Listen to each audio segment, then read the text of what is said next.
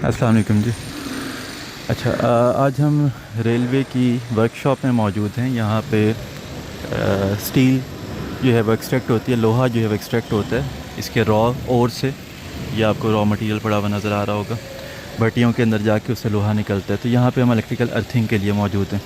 मैं थोड़ा सा ओवरव्यू दे दूँ चीज़ों का, फिर मैं आपको अर्थिंग के बारे में बता देता हूँ। यहाँ पे हमने किस तरीके से अर्थिंग को डिज़ाइन की है इस काम के लिए।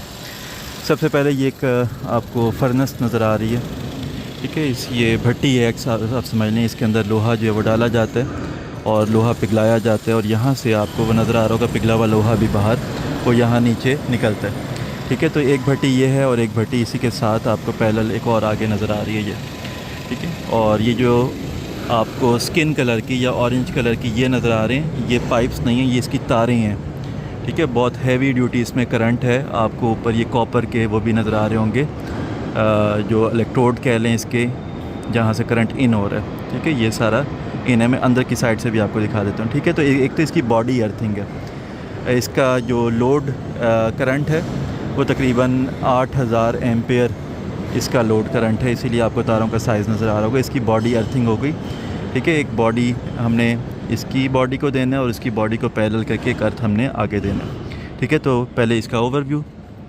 मैं आपको ज़्यादा इधर उधर नहीं दिखाऊंगा वर्कशॉप में, क्योंकि उसकी इजाज़त नहीं है। सिर्फ जहाँ पे काम हम कर रहे हैं वही मैं आपको दिखा सकता हूँ। तो एक ये हो गई हमारे पास। उसके बाद इसको जो चलाने का ट्रांसफार्मर है, ये है इलेक्ट्रिक फर्नेस, ठीक है। ये कोयला वगैरह से नहीं होती, इलेक्ट्रिक फर्नेस है। उसको चलाने का ये ट्रांसफार्मर है जो कि 7500 kVA का ट्रांसफार्मर है, ठीक है। इसकी ये प्राइमरी साइड हो गई, और जो इसकी सेकेंडरी साइड है जो कि मैंने आपको बाहर से तारें दिखाई, तो आप देखें ये तारें हैं बेसिकली, ये उसकी बस बार्स हैं।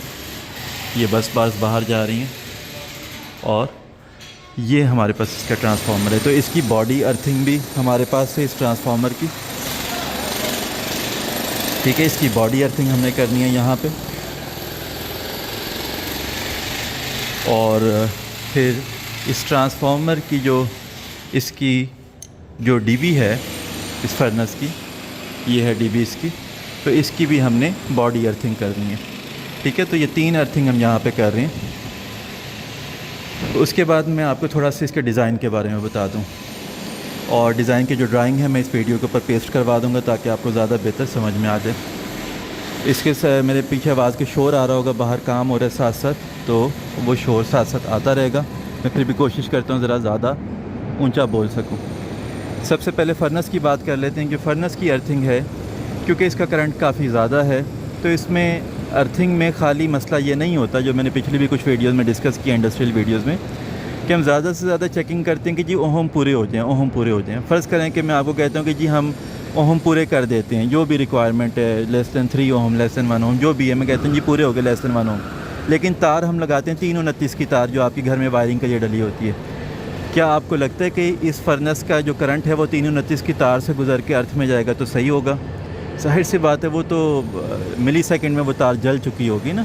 आप इस तार का साइज़ देखें, ये मैं बहुत दूर खड़ा हूँ तब आपको तार का साइज़ ये नज़र आ रहा है यहाँ पे, ठीक है। तो इसका मतलब खाली ओहम अर्थिंग का मसला नहीं है, वो तो एक छोटा सा पैरामीटर है अर्थिंग के लिए।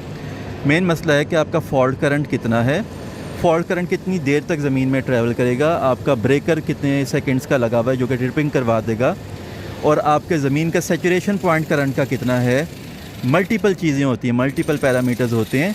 आप सब चीज़ें अच्छी कर लें, मसलन फ़र्ज़ करें मैं तार भी बहुत मोटी लगा दूं और सारा कुछ करके, लेकिन ज़मीन का सैचुरेशन पॉइंट ही कम है, यानी कि जो करंट जाने की सलाहियत है वो कम है। तो जब एक बोर में करंट जा रहा होगा वो ज़मीन अचानक सैचुरेट हो जाएगी। बिल्कुल इस तरह आप इसका आसान अल्फाज में समझ सकते हैं कि मेरे पेट में जगह तो है, इस वक्त मैं पानी पी सकता हूँ, मेरे गले में भी पानी जाने की जगह है, लेकिन वो पानी जाने की जो जगह है गले में वो एक ख़ास लिमिट की है। मेरे गले का एक वेन का साइज़ है उसका, जिसमें से पानी गुजर सकता है, बिल्कुल पाइप की तरह से।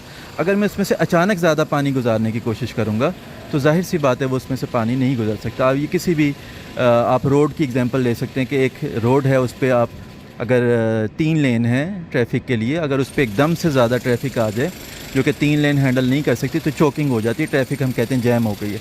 बिल्कुल इस तरह ज़मीन के अंदर करंट लेने की सलाहियत होती है, जो कि सैचुरेशन पॉइंट कहलाते हैं।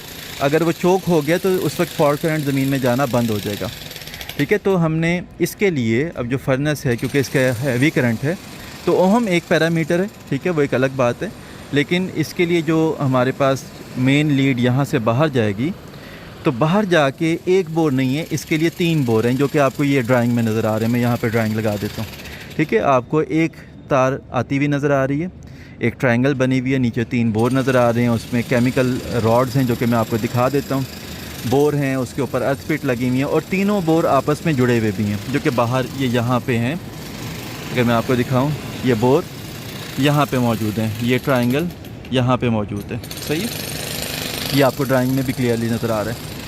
तो इसका मकसद ये होता है पैरेलल करने का। एक तो जो हमारी मिट्टी है, अगर हम सबसे पहले फॉल्ट करंट से बात करें, तो फॉल्ट करंट 3 जगह पे डिवाइड हो जाता है और वह ज़मीन में बेहतर तरीके से जा सकता है। फॉल्ट करंट जब जा रहा होता है, ज़मीन उसका वो जो कांटेक्ट एरिया है इलेक्ट्रोड के साथ, वो हीटअप नहीं होता, हीटअप होकर उसकी रेजिस्टेंस नहीं बढ़ती। यानी कि हमने मीटर से तो टेस्ट कर लिया, मीटर ने तो मिली एम्पेयर में करंट दे के टेस्टिंग कर देनी है, लेकिन हम इसमें एक्चुअल करंट तो नहीं ना फ़्लो करवा रहे, जो कि कई हज़ार एम्पेयर है। तो कई हज़ार एम्पेयर जब जाएगा, ज़मीन उस पर गर्म होना शुरू होगी उस लम्हे के लिए, तो हीटिंग पॉइंट की वजह से रेजिस्टेंस बढ़ती है, और जो हमने ओहम निकाले हैं वो तो उसी वक्त ख़राब हो जाएंगे। ठीक है, तो इसको डिवाइड कर दिया जाता है करंट को, ताकि बेहतर तरीके से ज़मीन में जाए, हीटिंग पॉइंट्स ना बने, कॉपर मेल्टिंग ना हो, वगैरह वगैरह। दूसरा, इसमें ओहम जो है वो भी बेहतर आ जाती है, जो हमारी रिक्वायरमेंट होती है। ठीक है, तो ये ड्राइंग में आपको ये नज़र आ रहा होगा, फर्नेस के लिए हमने ये किया। उसके बाद अगर हम दूसरी बात करें, जो यहाँ पे हमने देखा डीबी देखी, और हमने फिर ट्रांसफार्मर देखा साथ। तो इसके लिए आपको मैं दूसरी ड्राइंग दिखा रहा हूँ। यहाँ की जो अर्थिंग है इन दोनों चीज़ों की, ये ईच एक के लिए अगर हम बात करें, तो ट्रांसफार्मर के लिए अगर हम बात करें, तो ये 2 बोर हुए में आपको ड्राइंग में नज़र आ रहे हैं। दोनों बोर जो हैं वो आपस में कनेक्ट हुए में, ठीक है, कनेक्टिंग वायर से, क्योंकि इसका भी करंट डिवाइड करना है, इसका करंट भी फर्दर डिवाइड हो जाएगा जाके। ठीक है, हमारे ओहम भी पूरे हो जाएंगे, सैचुरेशन पॉइंट भी नहीं आएगा, तो हमारी प्रॉपर डिज़ाइनिंग पूरी हो जाएगी। जिस तरह मैं आपको एक दिखा देता हूँ, ये देखें, ये एक बोर है, ये कंप्लीट हो गया हुआ है। सही है, ये इसका दूसरा बोर है, ये भी कंप्लीट हो गया हुआ है। ये दरमियान में जो ट्रेंच नज़र आ रही है आपको खुदाई हुई भी, इसकी जो आपको ड्राइंग में तार नज़र आ रही थी, ये तार एक्स्ट्रा है, तो ये तार यहाँ से आके इसके साथ जोड़ लग जाएगा, और ये हमारे पास जो मेन डीबी है अंदर, उसके साथ जाकर अटैच हो जाएगी। इसी तरह से अगली ट्रेंच अभी खुदाई हो रही है। ठीक है, ये हमारे पास ट्रांसफार्मर को चली जाएगी, ट्रायंगल जो है वो आगे है, वो उसकी अभी ट्रेंच बननी है, तो हमारे फर्नेस के पास चला जाएगा। ठीक है, तो अब इसको डिस्कस कर लेते हैं कि ये हम और थोड़ी चीज़ें। एक तो मैंने आपको बता दिया फॉल्ट करंट का मसला है कि उसको डिवाइड करना होता है, हीटिंग पॉइंट ज़मीन में नहीं आना चाहिए, हीटिंग पॉइंट ना हो, ज़मीन का अपना सैचुरेशन पॉइंट करंट का नहीं आना चाहिए। फिर उसके बाद ये कि इलेक्ट्रोड कौन सा यूज़ करना है, क्या हम कुछ भी यूज़ कर लें, हम इधर 16 mm का ऊपर रॉड डाल दें, या हम इधर 16 mm का रस्सा डाल दें, क्या करें, यहाँ पे केमिकल कौन सा डालें। ठीक है, तो हमेशा जो हाई करंट की जो पॉइंट्स होते हैं हमारे इलेक्ट्रिकल अर्थिंग के, उसमें बेहतर ये होता है कि हम केमिकल रॉड यूज़ करें, जो कि मैं बहुत सारी वीडियोज़ में आपको पहले भी दिखा चुका हूँ, बहुत अभी दिखा रहा हूँ। ये केमिकल रॉड आपके सामने पड़ा हुआ है।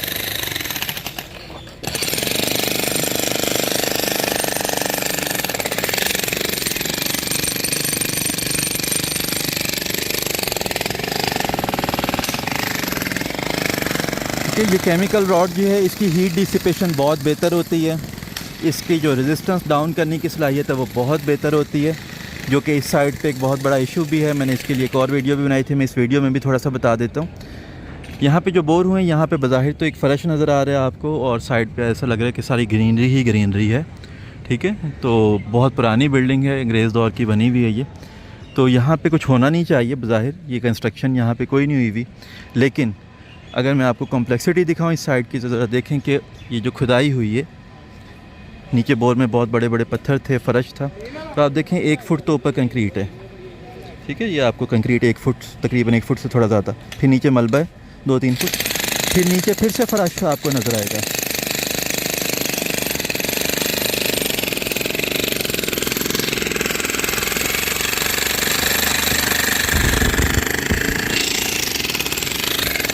ठीक है, तो ये आपको कॉम्प्लेक्सिटी इसकी नज़र आएगी कि कंक्रीट बहुत ज़्यादा है यहाँ पे।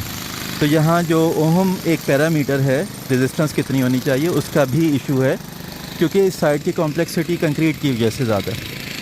ठीक है, तो जब हम बात करते हैं ना अर्थिंग की, तो वो सिर्फ ये नहीं होता कि ओहम बस पूरे हो गए, जो मर्ज़ी डाल दो ओहम पूरे हो गए। हमने मल्टीपल चीज़ें देखनी होती हैं कि सैचुरेशन पॉइंट ज़मीन का कितना होगा, कंक्रीट की कॉम्प्लेक्सिटी क्या है, हमारे ओहम किस तरह से ख़राब होंगे, हमारा करंट ज़मीन में जाएगा तो वो ज़मीन में जज़्ब भी हो सकता है। जज़्ब का मतलब बेसिकली उसने करंट ज़मीन से गुज़र के जाना है कहीं पे, लेकिन क्या वो गुज़र भी सकता है, ज़मीन चोक तो नहीं हो जाएगी, करंट आके डिवाइड सही हो जाएगा, हीटिंग पॉइंट्स तो नहीं बनेंगे। ये मल्टीपल चीज़ें हैं। इलेक्ट्रिकल अर्थिंग एक कॉम्प्लेक्स टास्क है, ठीक है, ख़ास तौर पे जब हम हैवी इंडस्ट्री का कर रहे होते हैं तो उसके लिए बहुत सारी चीज़ें हमें सोचनी पड़ती हैं। आमतौर पे इंडस्ट्री ये खुद नहीं समझती, वो कहते हैं जी बोर वालों को बुलाओ, बस ठीक है, रस्सा डलवा दो, ऊपर मलबा डलवा दो, कोयला नमक डलवा दो। जब ख़राब हो जाता है काम या अर्थिंग होने के बाद भी उनका फॉल्ट दूर नहीं हो रहा, तो फिर वो रब्ता करते हैं कि जी अब क्या करना है, ये तो हो नहीं रहा, और उस वक्त तक वो बोर में जो कुछ उन्होंने डाला होता है वो सब कुछ ज़ाया हो जाता है, फिर उसका कुछ नहीं किया जा सकता।